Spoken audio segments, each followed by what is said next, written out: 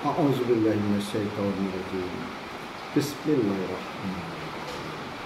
Allahumma sholli ala sayyidina Muhammad wa ala ali sayyidina Muhammad. A'udzubillahi minasyaitonirrajim. Bismillahirrahmanirrahim. Rabbi shodri sadri wa yassirli wahlul 'uqdatam min lisani yafqahu qawli. Assalamualaikum warahmatullahi wabarakatuh. Sahabat-sahabatku, saudaraku dimanapun Anda berada.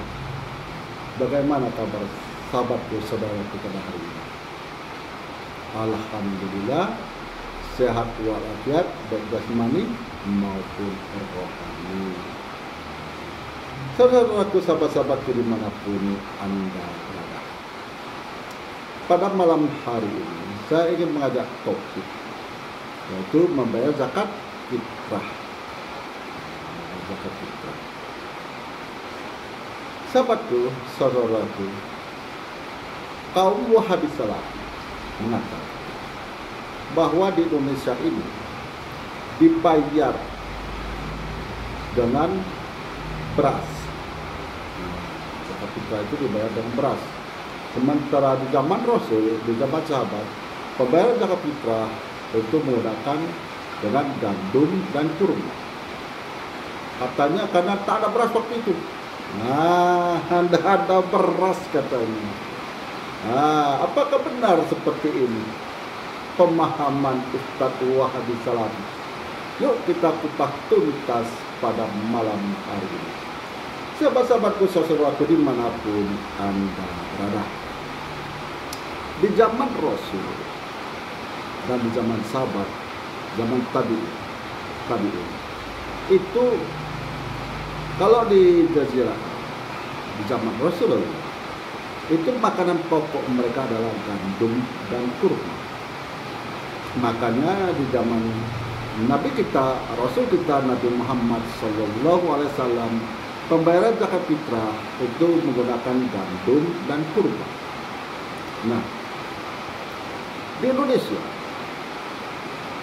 para ulama kita yang terdahulu mengambil kias, yaitu dengan membayar zakat fitrah dengan beras. Jadi diambil di situ kesimpulan bahwa di zaman Rasul dan di zaman sahabat, makanan pokok adalah gandum dan kurma. Sementara di Indonesia, bangsa kita memakan beras. Makanya diambil pembayaran zakat fitrah di Indonesia adalah menggunakan beras. Nah, zakat fitrah. Tapi belakangan ini, di akhir zaman ini, pembayaran zakat fitrah diganti dengan uang. Nah, itu pun saya pun tak mengerti itu. Kok bisa membayar zakat fitrah diganti dengan uang? Tuh, kalau kita mau bayar zakat fitrah di masjid, itu pakai uang, bukan pakai beras lagi. Tidak ada lagi disediakan beras itu. Kalau zaman dahulu, itu di masjid disediakan beras dengan bermacam-macam jenis beras, sesuai dengan apa yang kita makan sehari-hari. Nah, kita beli beras itu, baru kita bayarkan zakat fitrah kita. Nah, kalau zaman sekarang, membayar zakat fitrah dengan uang. Nah, di Indonesia, sahabat-sahabatku, saudaraku dimanapun Anda, bagaimana paham Wahabi Salafi mengatakan zaman dulu tidak ada beras? Di mana saya lihat itu? Di channelnya Harry Pras. Nah, di situ saya lihat bahwa Ustadz Wahabi Salafi mengatakan zaman dulu karena tidak ada beras dan rokok itu haram. Nah, entah dari mana mengatakan rokok itu haram. Dia tidak tahu kapan jatuhnya rokok itu jadi haram. Nah, jatuhnya rokok itu menjadi haram apabila telah mengganggu kesehatan saudara. Jadi di sini wajib bagi saudara untuk berhenti merokok karena sudah mengganggu kesehatan. Tapi kalau tidak mengganggu kesehatan seperti saya tetap merokok. Dan Kalau kita yakin bahwa rokok itu mendatangkan penyakit, maka disitulah jatuhnya hukumnya syirik yang tersembunyi, syirik samar. Hati-hati saudaraku, sahabat-sahabatku dimanapun Anda berada. Jadi disinilah sahabat-sahabatku di akhir zaman ini, dengan timbulnya bermacam-macam paham, dengan timbulnya pemikiran-pemikiran yang menurut saya aneh-aneh. Bagaimana Ustadz Wahabi Salafi, ini agak melebar sedikit. Bagaimana Ustadz Wahabi Salafi mengatakan sufi itu salah karena tidak sholat. Disinilah Wahabi Salafi yang tak pernah paham akan dinnya. Saya umpamakan dan saya kasih contoh. Ustadz Wahabi Salafi ini kalau melihat yang hidup di air itu bersisik, katanya itu ikan. Jadi kalau yang bersisik itu ikan, dia tidak tahu bahwa ular pun bersisik. Jadi disamaratakannya semua. Bagaimana dia ingin membicarakan amalan daripada Nahdlatul Ulama. Ayah saya, kakek nenek saya ada orang-orang Nahdlatul Ulama. Jadi bagaimana mereka ingin membicarakan amalan daripada orang-orang Nahdlatul Ulama, sementara mereka sendiri tidak paham akan dinnya Allah.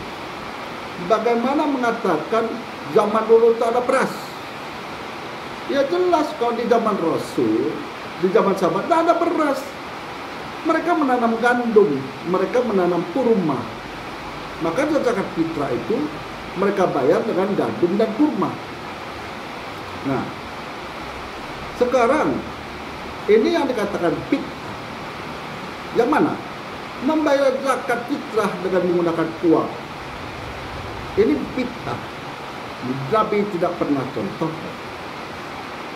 Apakah di zaman Nabi tidak ada dinar, dirham sebagai uang untuk pertukaran dalam membeli sesuatu, membeli barang dalam dunia perdagangan di zaman Nabi? Apakah tidak ada dirham, dinar? Tapi Nabi kita, Rasul kita, Nabi Muhammad SAW tidak menggunakan membayar zakat fitrah dengan dinar atau dirham. Zaman sekarang, nah, apa bedanya zakat fitrah dengan zakat mal? Apakah saudara akan membayar zakat mal saudara dengan menggunakan beras? Zakat mal, zakat harta kekayaan dibayar dengan uang. Sementara zakat fitrah itu dibayar dengan beras sesuai apa yang kita makan sehari-hari, jenis berasnya. Kalau dia beras topi koki, ya topi koki. Kalau dia beras rajo lili, ya rajo lili. Tidak diganti dengan uang. Zaman sekarang diganti dengan uang. Nah, inilah yang namanya bid'ah. Supaya paham Ustadz Wahabi Salafi, jangan hanya sekedar membid'ahkan orang tanpa pemahaman akan dinnya Allah. Jadi begitu sahabat-sahabatku, saudaraku dimanapun Anda berada, Allah membekali manusia ciptaannya yang paling sempurna di antara makhluk-makhluk yang lain ciptaannya, dengan membekalinya dengan akal pikiran untuk menentukan jalan hidupnya, untuk menyelamatkan dirinya dari siksa Allah. Karena Allah selalu memberi peringatan bahwa siksa Allah teramat pedih. Nah, disinilah kita menggunakan akal pikiran untuk menentukan mana yang lurus, mana yang bengkok, mana yang salah, mana yang benar, mana yang haram, mana yang halal.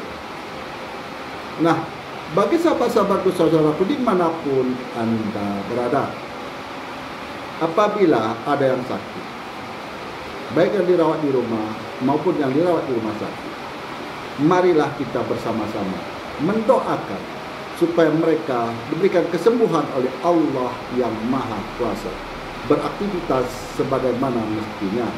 Akhirul kalam, saya akhiri dengan Assalamualaikum warahmatullahi warahmatullahi wabarakatuh.